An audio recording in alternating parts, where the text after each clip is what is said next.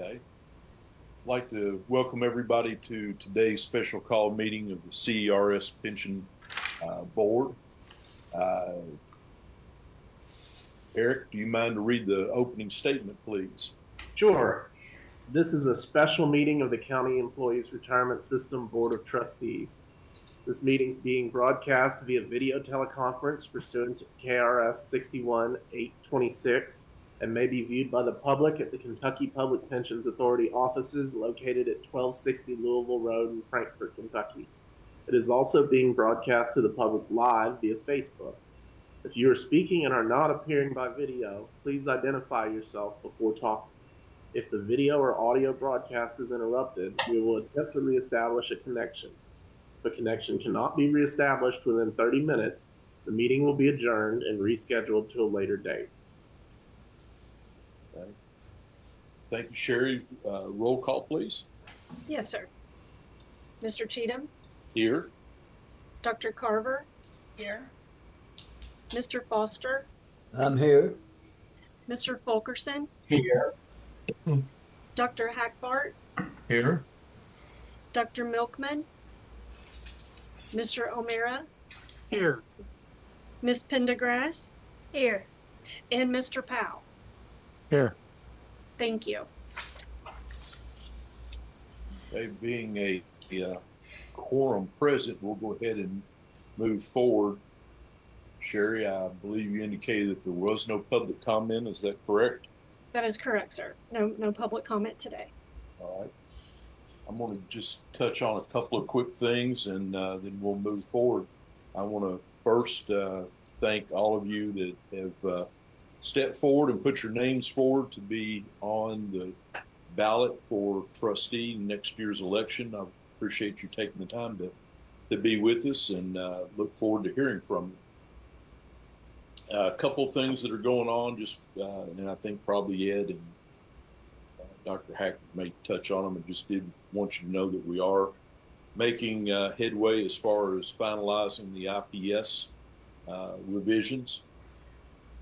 Also wanted to let you know that Ed and Mike and I have been working closely with our new CEO, Ryan Barrow, to try to clean up and move forward some of these legal issues that we've had dangling out there for some time, and hope to see some resolution to some of those pretty soon, pretty quickly.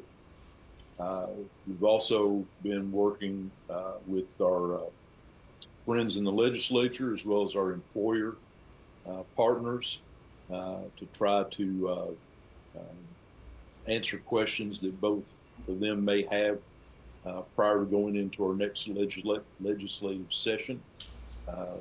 Hopefully here in the next meeting or so, we'll be able to make some adjustments that will allow us to work even more closely with some of those entities. So with that, I think I'm going to turn it over to Dr. Hackbart and the investment office to make a presentation on our last meeting.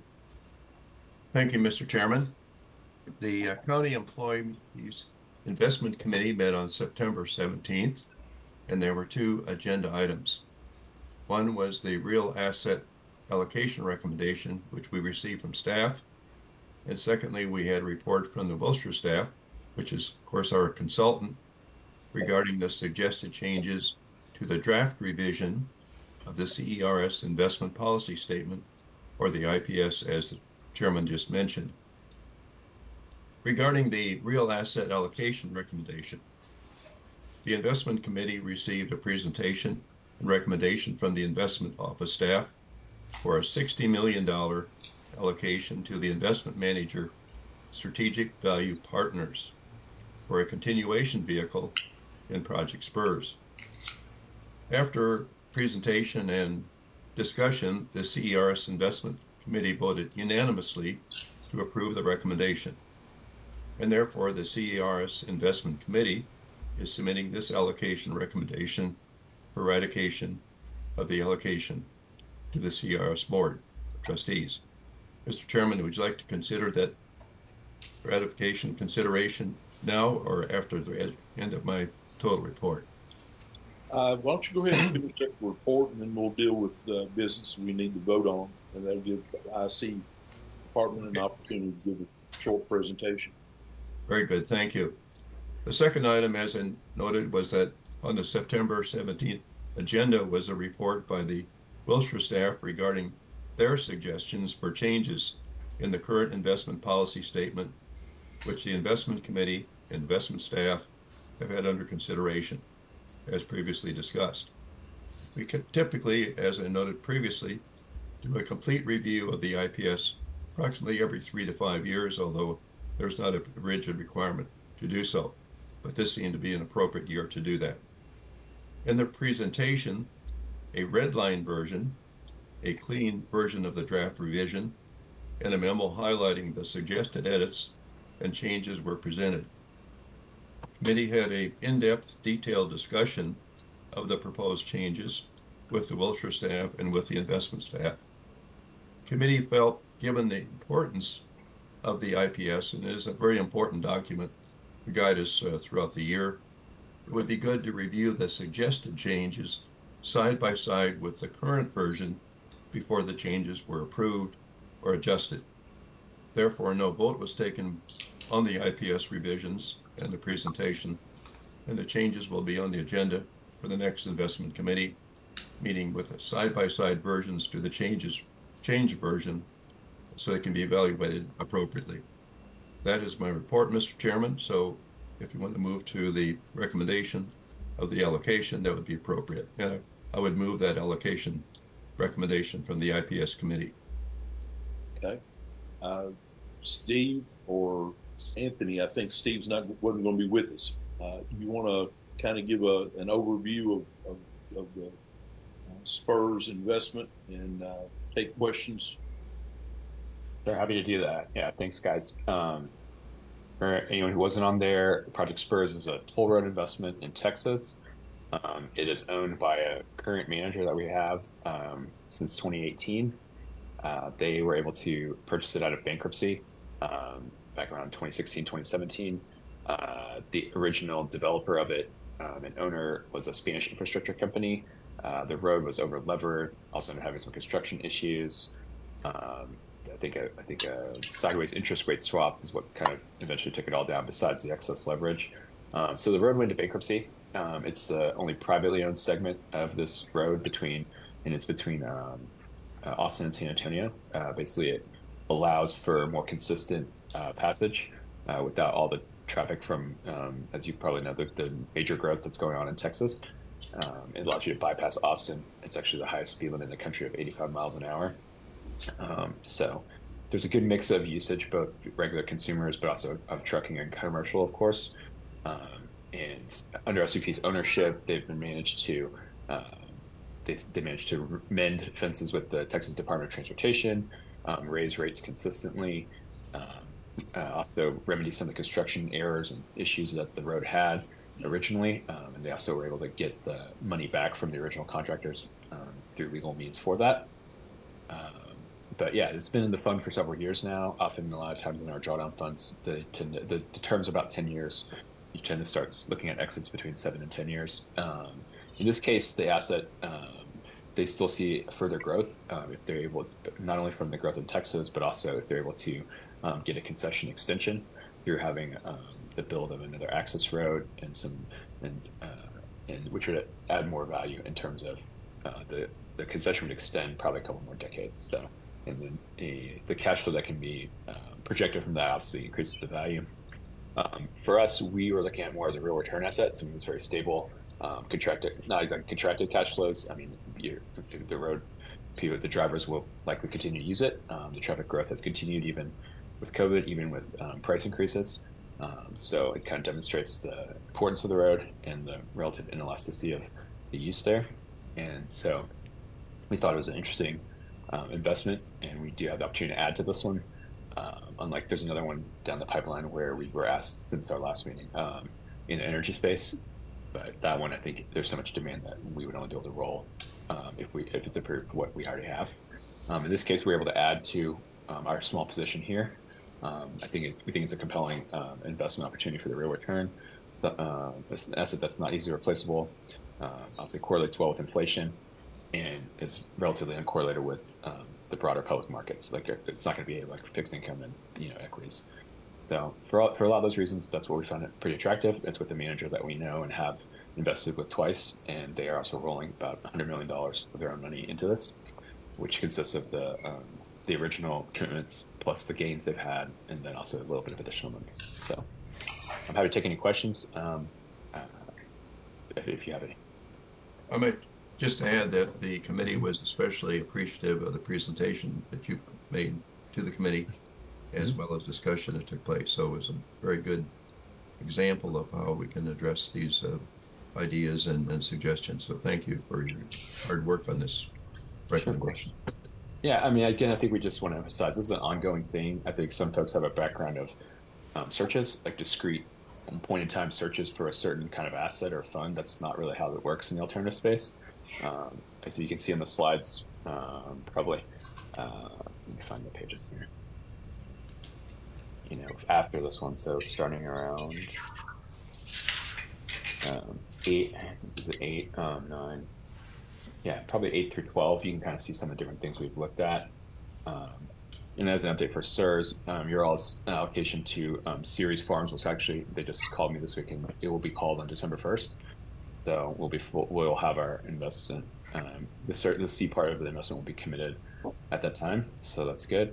We've been in the queue for a couple of years as they've been looking to find good values in farmland, and they think it is especially, it's still very opportunistic. And but yeah, we'd obviously like to have more. We're approved for more, but for prudence on their side, they did not want us to be more than 10% of their assets. Once the C part is called, we'll still be a little bit under the 10%. So we're talking to them about perhaps having more called in 2025 if possible, but we'll see how that goes. And there's also additional capacity for the barge leasing fund that we also are looking at adding to as well. But you guys will hear more about that as that comes through. But yeah, there's quite a few things coming through. Anthony, if you don't mind, I know we touched on this during the IC meeting, but if you don't mind, just point out to the rest of the trustees, how much do we have currently in this fund? Sure. I think this, if I recall, is an 8-year expected timeline. Sure. Touch on what you expect the cash flow and expected return rates to be. Sure. I mean, the fund itself expects private equity-like returns, so over more than doubling the money in the time frame. The term of the fund, the new vehicle, is 8 years. They do not think it'll take that long, but that's how much they've given themselves. It does require another bill to be passed for through the legislature in Texas, which I think meets like ours only every 2 years. So that would be next January. It passed through one of the houses last time, but not all the way through the other one. So, but the local folks where this extension would be are the folks who are behind the bill and getting it passed, and they're obviously supportive since they're proposing it. So they think our manager thinks there's a decent chance of that occurring, and then adding the value that way. So for us, I mean, if it's in the high single digits returns, that's what we can see, because it would go with inflation, and the scarcity of the value will probably hold up with that. But and there's obviously a lot of upside in case if the growth is as good as Strategic Value Partners and their 2 partners. There's 2 large secondary funds who are leading this deal with them. If it is as strong as they believe, then we'll do better than that. But at a minimum, we think that it will correlate with inflation and the growth in traffic and population.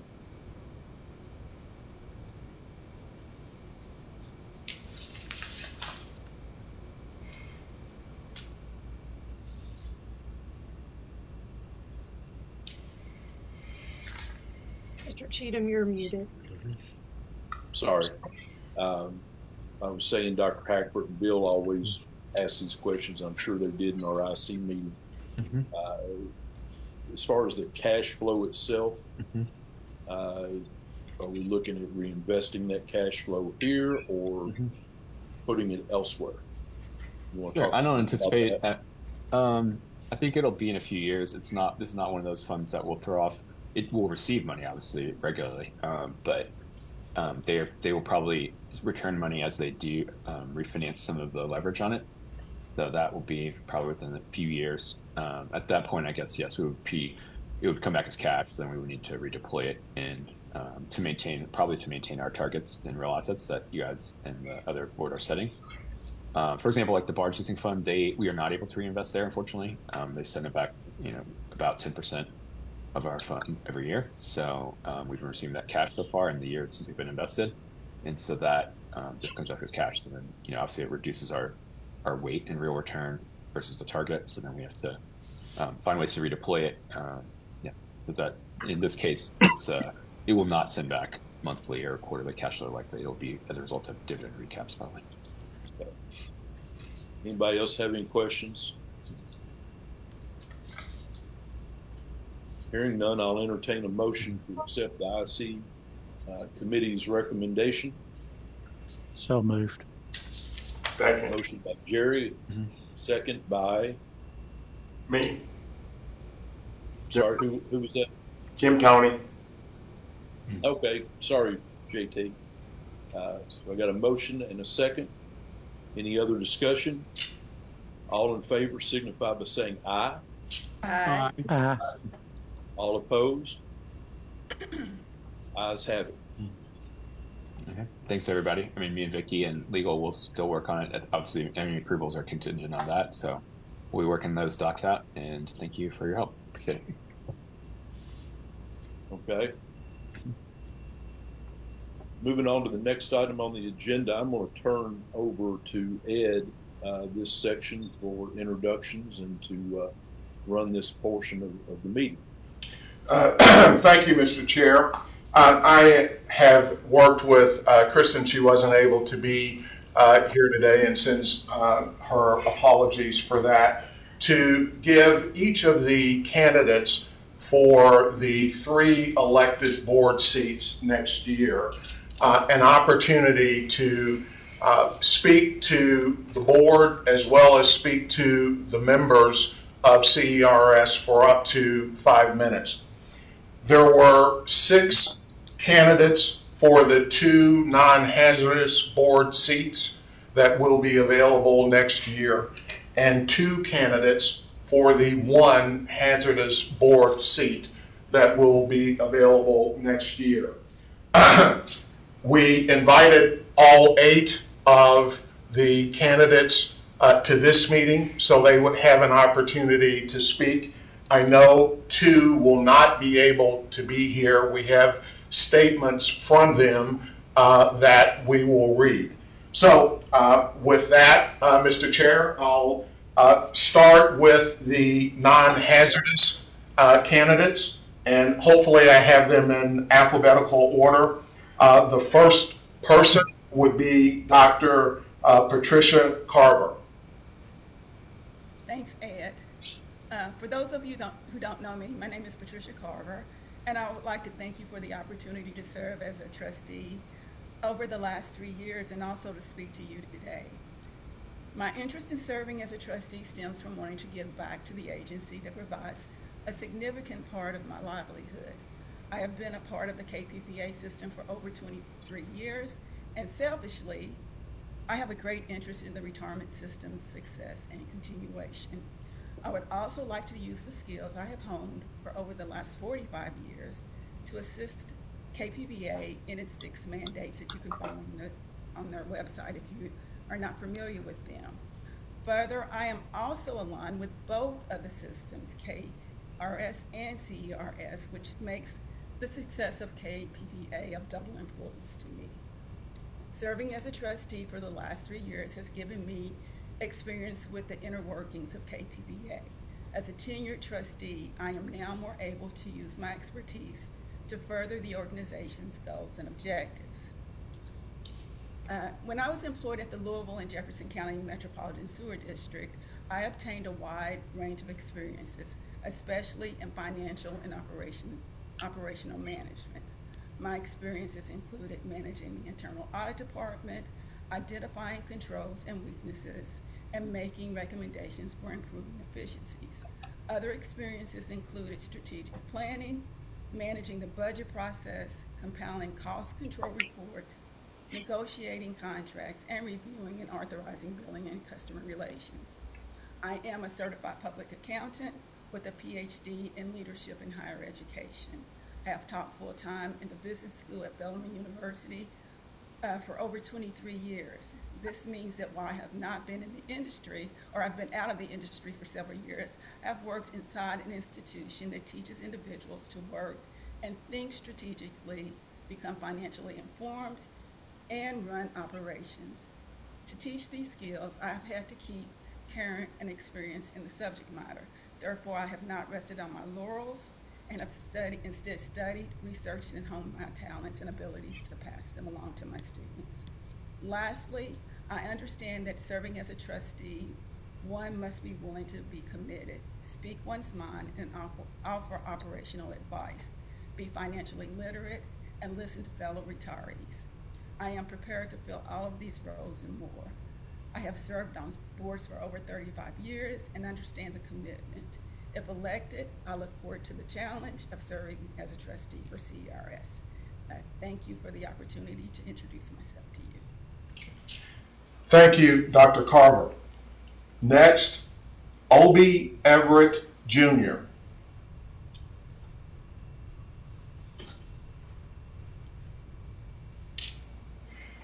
Mr. Everett? I don't believe he joined us today. Okay. We did not have a statement from Mr. Everett to read. Next would be Miriam Fisher. We do have a statement from her. She was unable to join us today. Sherry, would you mind reading that statement from Ms. Fisher? Sure. I would like to thank the CERS board for this opportunity to speak to members about why I wish to serve as a CERS trustee. I am very appreciative of the ability to have this statement read on my behalf as I am out of town and able to attend today's meeting either online or in person. I wanted to start by telling you a little about myself. My name is Miriam Fisher. I have a bachelor's degree in psychology and over 20 years of experience working in a variety of human resource roles in both the private and public sectors. I am currently a human resources administrator at Louisville Jefferson County Metropolitan Sewer District, or MSD. MSD is a municipal utility providing stormwater, wastewater, and flood protection services to Jefferson and surrounding counties and has approximately 750 employees. In my role at MSD, I recruit for all levels of both union and non-union positions. My reasons for wanting to serve as a trustee can be divided into two categories, personal and focused on others. I'll start with the personal reasons. First, I am a personal finance nerd. I love learning about investing, money management, retirement strategies, and related topics. I look forward to increasing my knowledge about how CERS works. Next, as a member, I have definite skin in the game. As a vested Tier 3 participant, I want to help CERS be the best it can possibly be for my financial future. My last personal reason is I have been looking for a way to give back to the community, and I feel serving as a trustee would be a great way to do that. My remaining reasons focus on others. My coworkers are members, as is one of my family members, and I want to help them have a solid retirement system. Finally, as a recruiter, I know how important retirement benefits are to potential employees. Helping CERS be a strong organization enables my employer, as well as others in the state, to attract and maintain the talent we need to allow us to provide our vital services to the public. Thank you again for the opportunity to briefly share with you a little about me and why I would like to serve as a CERS trustee. I appreciate your time. Miriam Fisher. Sherry, thank you for reading the statement on behalf of Miriam Fisher.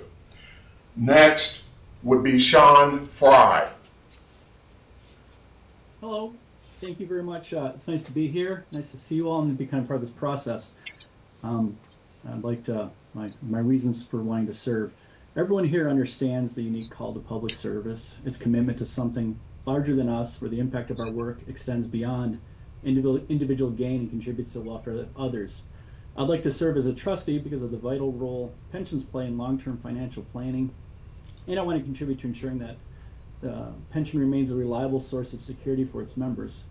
Serving as a trustee would allow me to contribute to this community, ensuring the financial well-being of public employees is protected. Drawing from my experience in the Air Force, I understand the importance of making critical decisions with limited information to serve the broader mission. Similarly, as a director of a rural library system, I work with a board of trustees, staff, community leaders to influence key decisions related to budgeting and long-term goals. This experience aligns with the responsibilities of a trustee, where financial responsibility is essential for maintaining the sustainability of the system.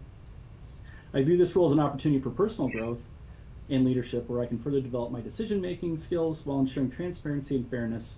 Most importantly, serving as a trustee will allow me to uphold integrity, ensuring the interests of current and future retirees are prioritized.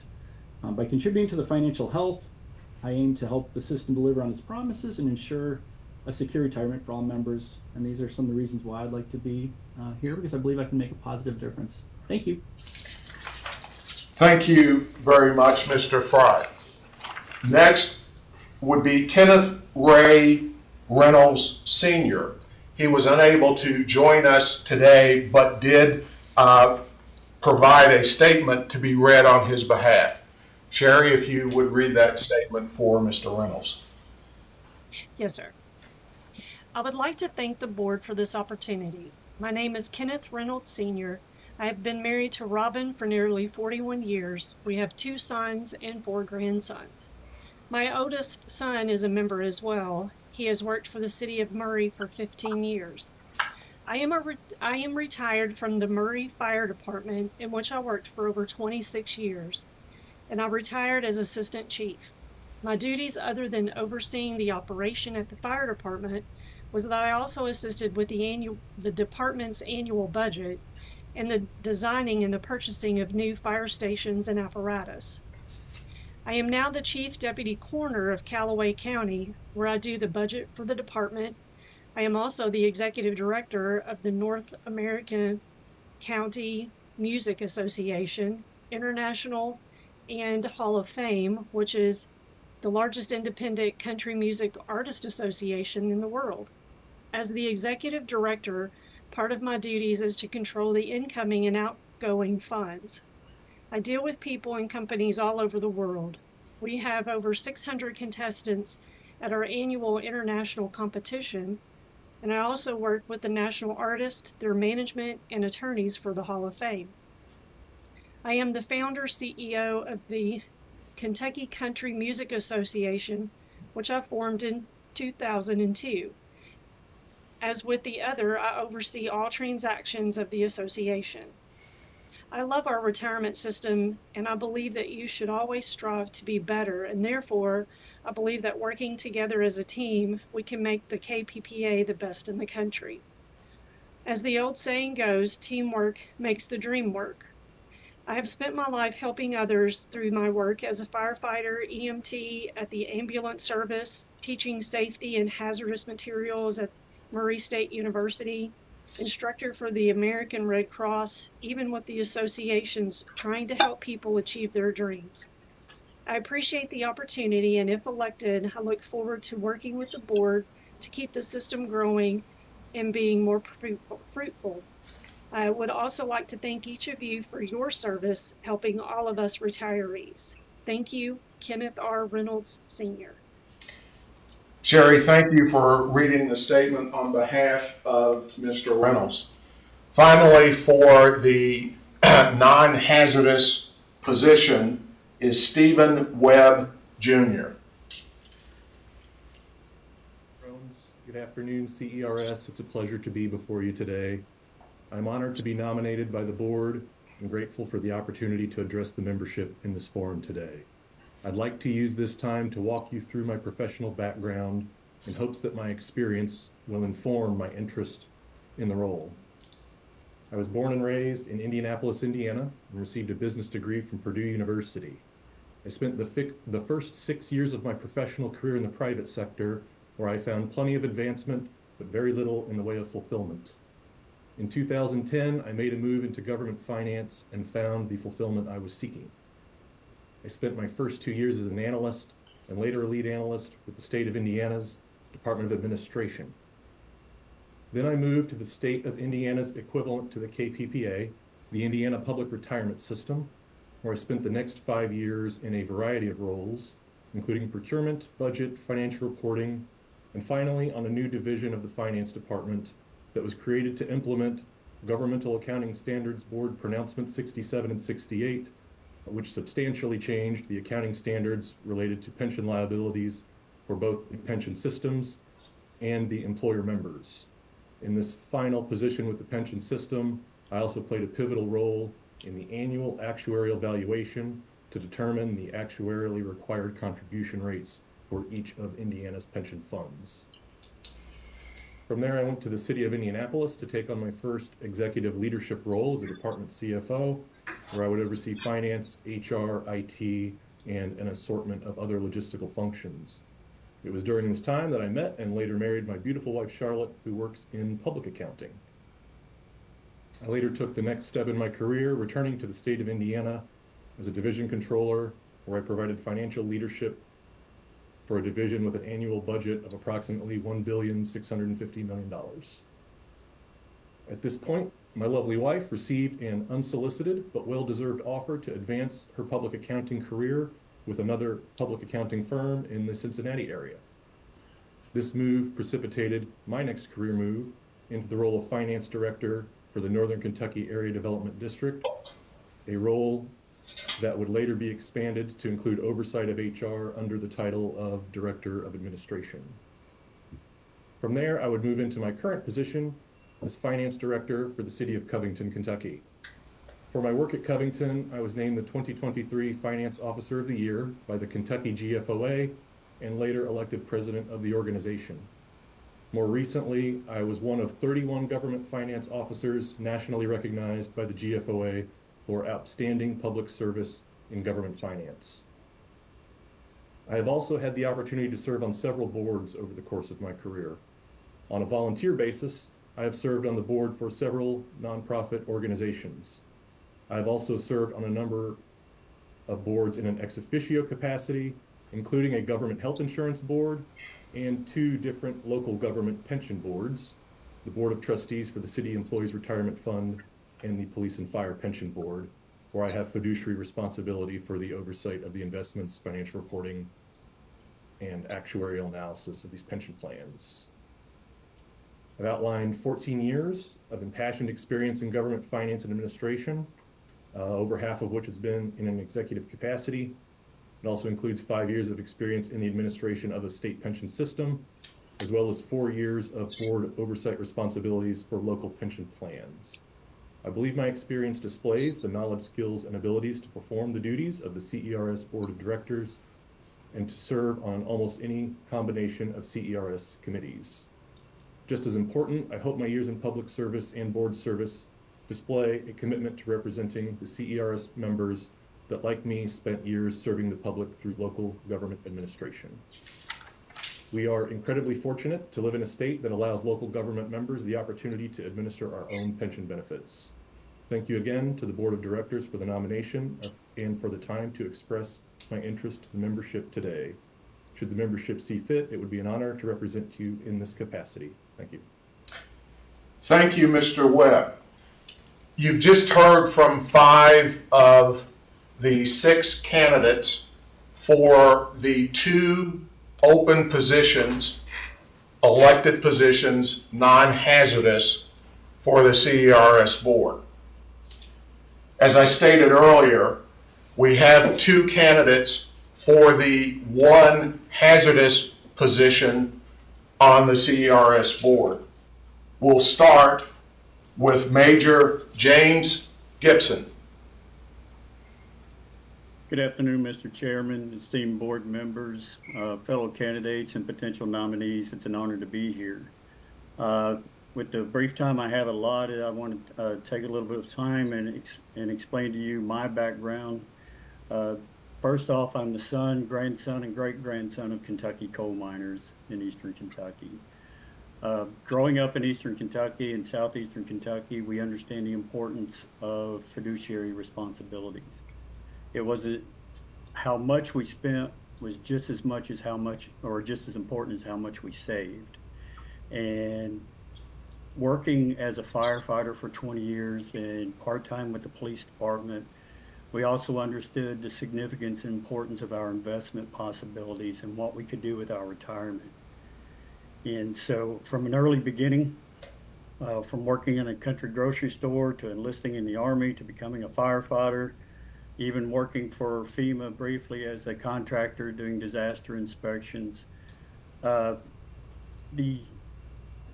importance is on our relationship to our investors or our contributors to our retirement. And I'm hoping what I can bring to the table, if in any respect, an element of relatability. When you have people investing in something, they want to know that as government employees, as previous city or county employees, or even state employees, that there's someone that they can relate to, someone that they can rely on, and someone that's going to be responsible with what they're investing in. And I'm hoping that I can do that. As a firefighter, I was an inspector. I was also an instructor trainer. I taught people how to be firefighters. As an emergency medical technician, I also did instructor trainer courses, which was integral in getting the state of Kentucky up to national standards. I also owned my own company briefly called Edutech Services Incorporated, where we taught industrial safety classes. And again, working for FEMA, doing disaster inspections. And then for 4 years, I was with the Grand Lodge of Kentucky, Free and Accepted Masons, where I served on the board of directors for Masonic Homes Independent and Assisted Living Facility. We're there, without getting into any trade secrets, we focused on their long-term and short-term fiduciary and financial needs, as well as their well-being. We did strategic planning. And to back up on the fire department, I was also a grant writer and also worked with the budget on the fire department. After that, I traveled the United States teaching corporate and industrial leadership courses. And so, again, to circle back to where I hope that I can bring to the table is that element of relatability. When we're investing into the retirement system, we want to know that we've got a team that's always going to defend us, is always going to look after us, is always going to take care of us, and you do that. And that's why I want to be a part of that. I think it's integral. As we know, unfortunately happens if there's no confidence, they will find another way of investing their retirement funds. And we want them to be able to do that through the CERS. And so with that, I want to thank you again for the opportunity, and I'm hoping that I'll be able to join you in fulfilling these fiduciary and financial obligations to the estimated 277,000 beneficiaries of the CERS. Thank you. Thank you, Major Gibson. Next, Captain Tommy McGraw.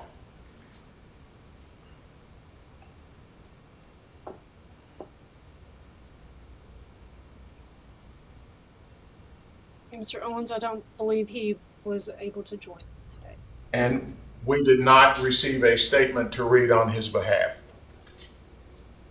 Mr. Chair, you've heard from the candidates for the 2 non-hazardous positions on the board and for the hazardous position on the board. Are there any questions that you or any member of the board would like to ask?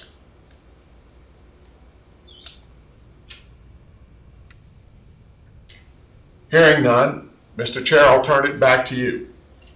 I have a question there, Ed. I raised my hand. I guess you didn't see it. I didn't. I'm sorry, Mr. Powell. No problem. No problem. Wait a second. Let me lower my hand here while I'm at it before I forget.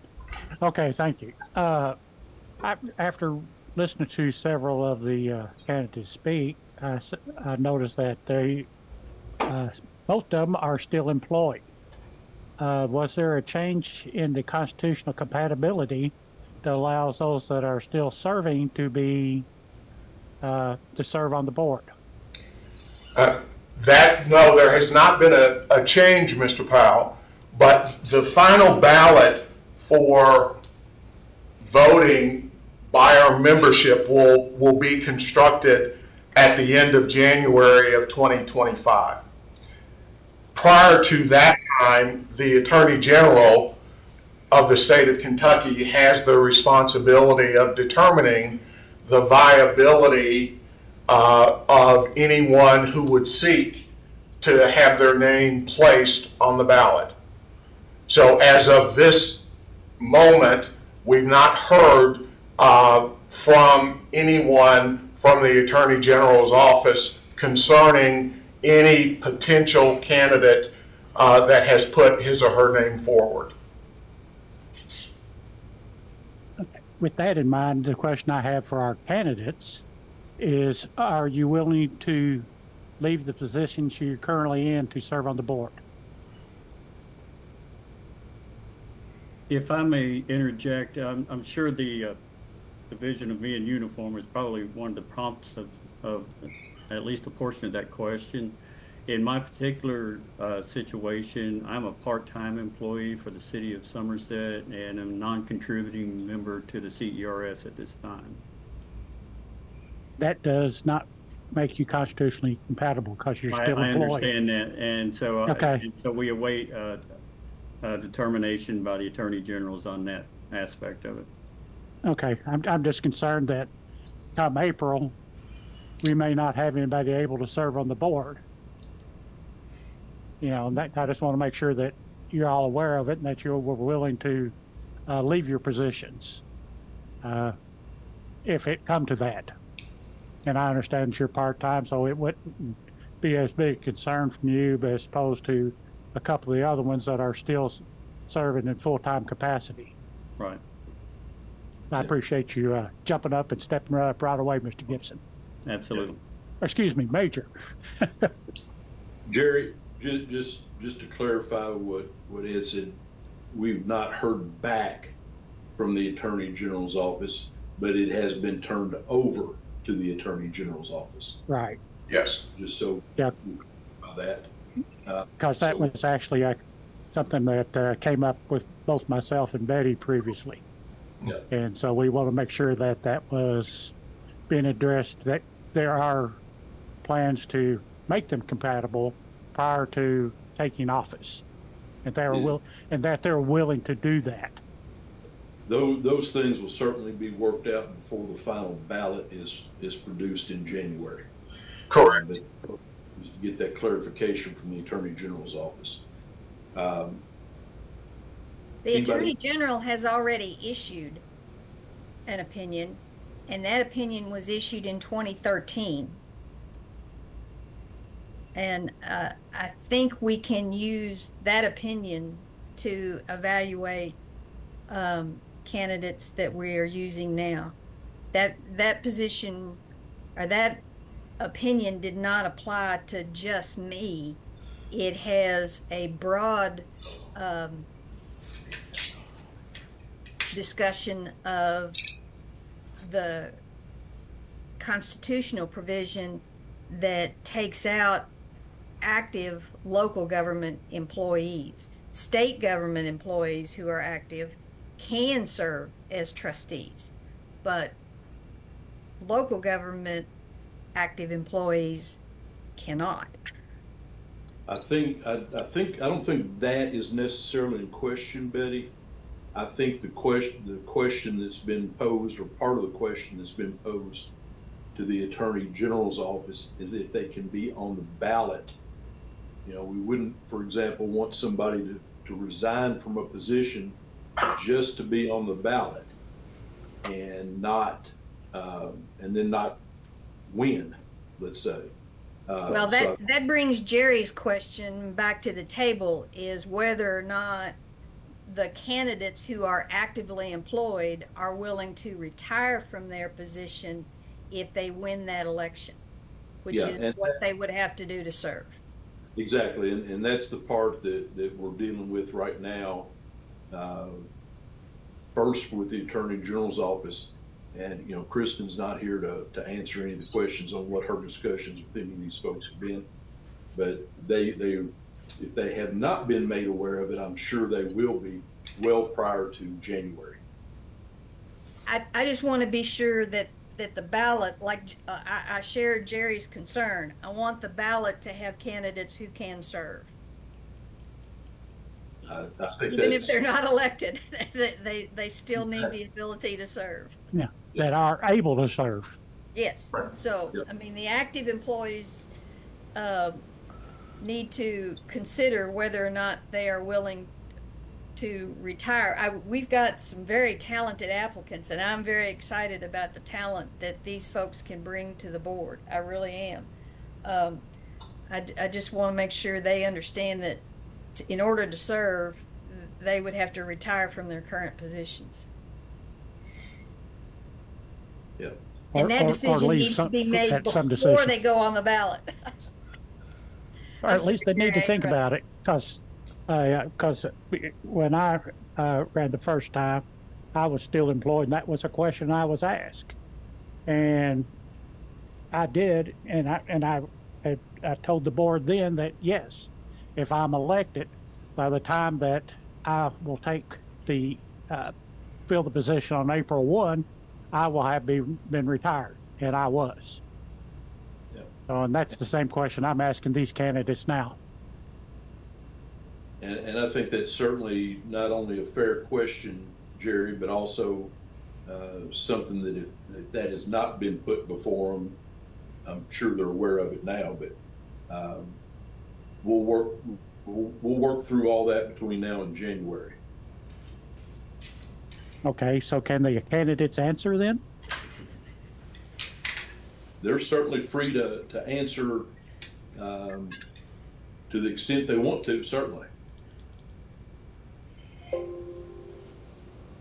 Any of you folks willing to answer that question at this point?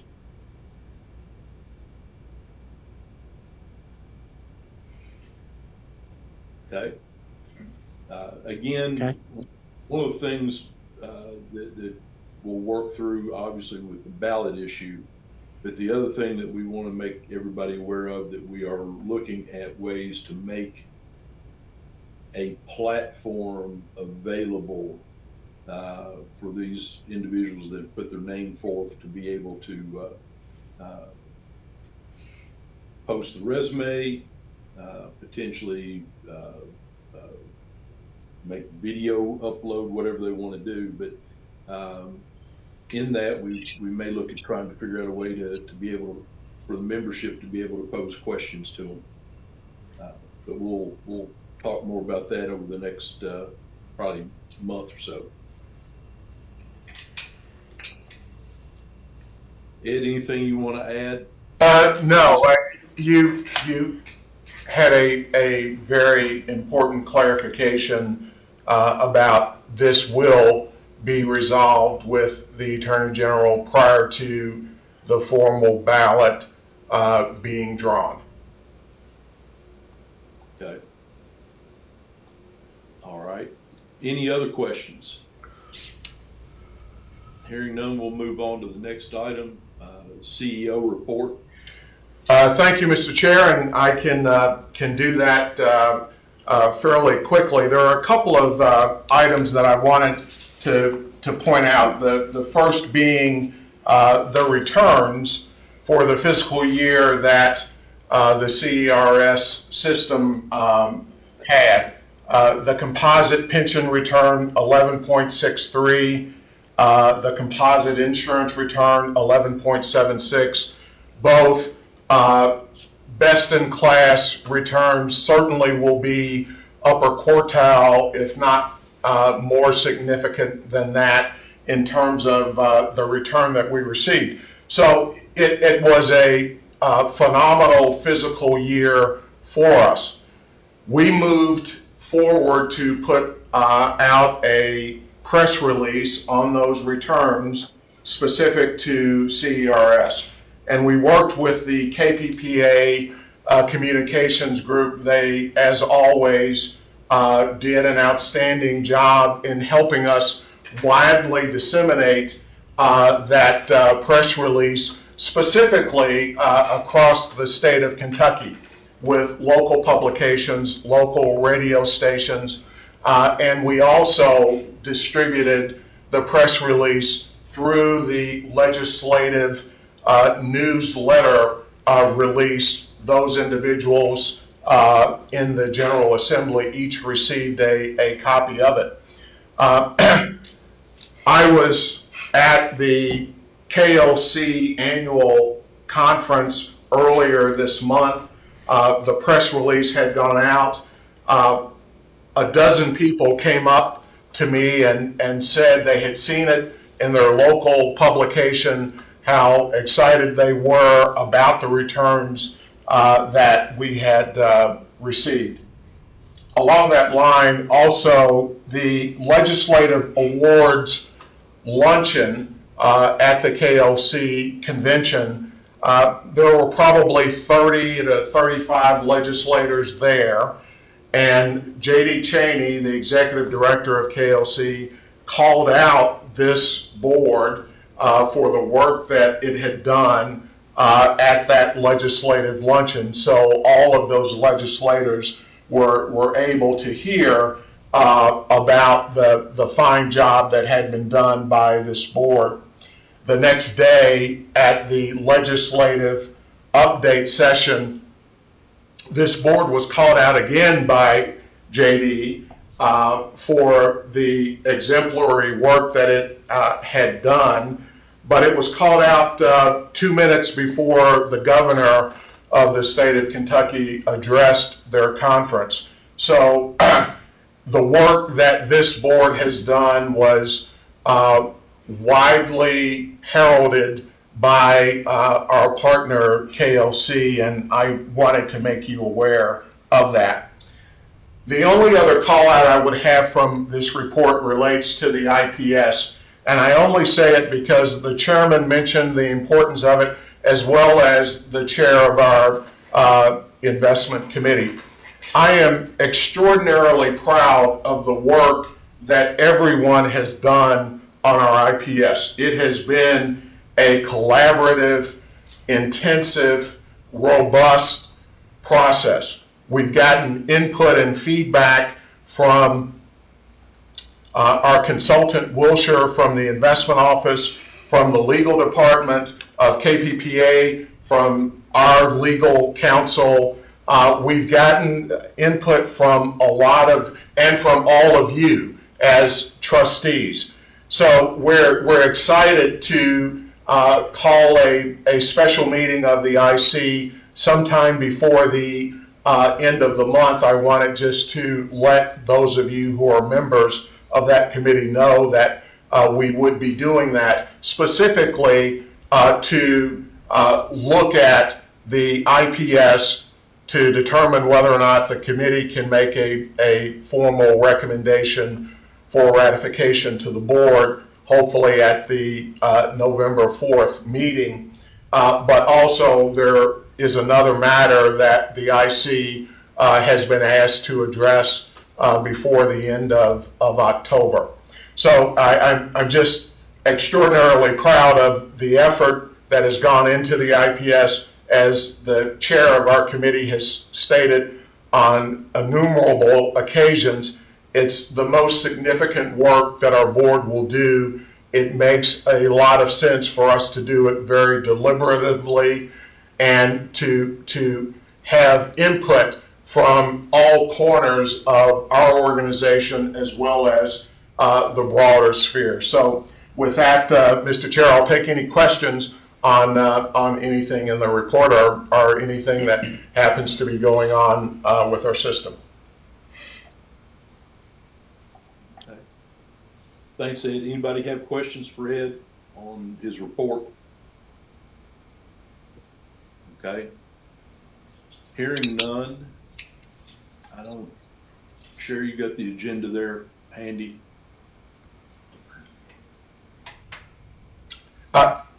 It would be Ryan's report, Mr. Chair. That's what I was looking for. I knew there was something else. Ryan, I never want you to feel like you're slighted, so I sure didn't want to forget about you. Well, I appreciate that. It's an honor to anchor the open session of the meeting. Just opportunity to talk kind of a few highlights, just as Ed just went over. Starting with the beginning communication, been following through on a commitment prior to starting on offers to meet with individually with the board members. Kind of started in Central Kentucky. The memo is a little dated, but moved on to the Louisville area. Really enjoyed those conversations thus far. Whether you've taken advantage of it now, I want to just stress that that opportunity is always available in the future. I'm willing to meet, and if I can, I'm certainly doing it this round at your location to the best of my ability. But just remember, those are available from here forward and in the future. Wanted to mention some of the legislative meetings that Aaron, Rebecca, and combinations of Dave as well. We started kind of with his contacts, KPPA's existing, and then the legislators that I've worked with over the 12 years in OFM and some personal relationships. Those have concluded. There's been some additional conversations, some positive conversations out of that, but certainly we kept the lines of communication open and talked about some of the legislative priorities on the KPPA side. It's not a heavy lift, but I think it's a good time to have those relationships potentially for the future, next budget session, etc. Staying on legislation, the tracking survey went out. Participation, or thank you to those that participated, really appreciate it. Amy Fields, our Director of Communication, I'm sure would incorporate additional comments of any member on how they want to look and feel. We got some really good input. We're working on a plan on how to move that forward. I don't think there's going to be major changes, so it really enforced kind of how we do things now, but there will be some changes rolling out from that input, so really appreciate it. And again, if you have additional thoughts and you just didn't meet that mid-September deadline, please send it back to Amy, or I'm happy to take those comments as well. Kind of moving up a couple, Sherry, to the rating agencies. I did want to mention, I think the boards, both the C and the K, as well as us that are taxpayers in the Commonwealth, will be happy to hear about the third rating increase that the state has received.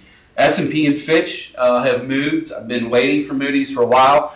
The executive team met with the Moody's team prior to the governor. John Hicks was before us as the budget director. The governor was after. So really put the full court press on. And it's not really just the state credit that's impacted, because the Commonwealth will be able to stretch its dollar. And there is a component of cities and counties and special districts credit that really rolls up. Certainly economic development, median household income. So I think that's a really positive. There's a long report that they published, but I'll just cite kind of three things. And I think these three things are going to continue in the future. It's really a testament to the healthy reserves, structural balance, including continued adherence to annual pension funding to pay down unfunded liabilities. That's on both the C and the K side that they're focused on. So I think that's positive news for a lot of the hats that this board wears, including taxpayers. Wanted to mention the PPOB meeting in August, but more recently than the memo was issued October 10th, the Joint Committee on State and Local Government, both of those went really well. I think the highlights were some conversation around, the large lift, particularly legislators that were there over the last 5 to 10 years. There's some real positive comments on that, but it was also, hey, we're on a path. We've got a long way to go, maybe to some of the newer members of the committees, but overall very positive of the systems, positive of the changes, but understanding there's still some future hard work to continue down this path. Risk management, I was happy to learn Mike Lamb has a long history of risk management, particularly with Toyota. I've also reached out to the risk manager at the University of Kentucky for information. And Mike and I are also going to take a Saturday and Sunday of classes on risk management upcoming that we think will be very beneficial with NCPERS. So best in class recommendations across our peer group on how they handle that. Now that some of the compliance manager is really kind of teed up to be in place here shortly. We're moving on to the risk concept with those resources. Two other things I want to close with, three other things. The all employees meeting went really well. As a component of that, KECC kicked off the charitable campaign across state government. There's a lot of opportunities there. I'm most looking forward to the chili cook-off, but there's been some great, got a really staff building as well as philanthropic focus that have already happened and going in the future.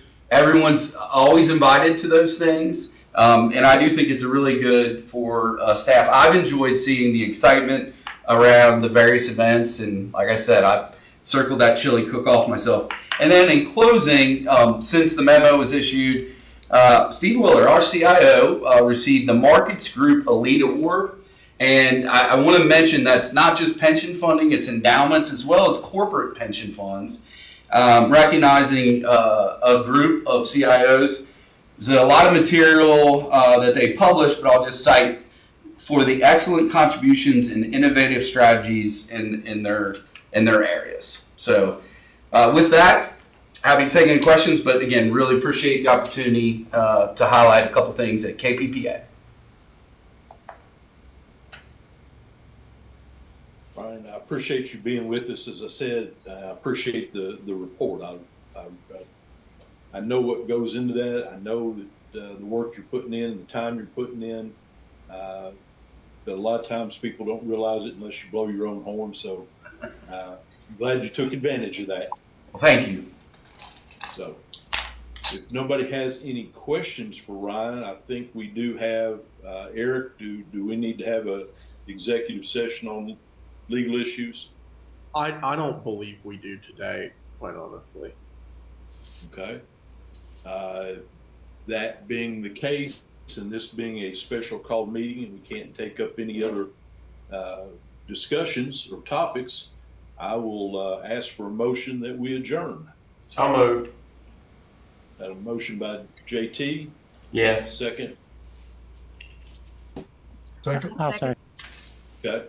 All in favor signify by saying aye. Aye. Aye. Opposed? Ayes have it. Thank you all for your time this afternoon.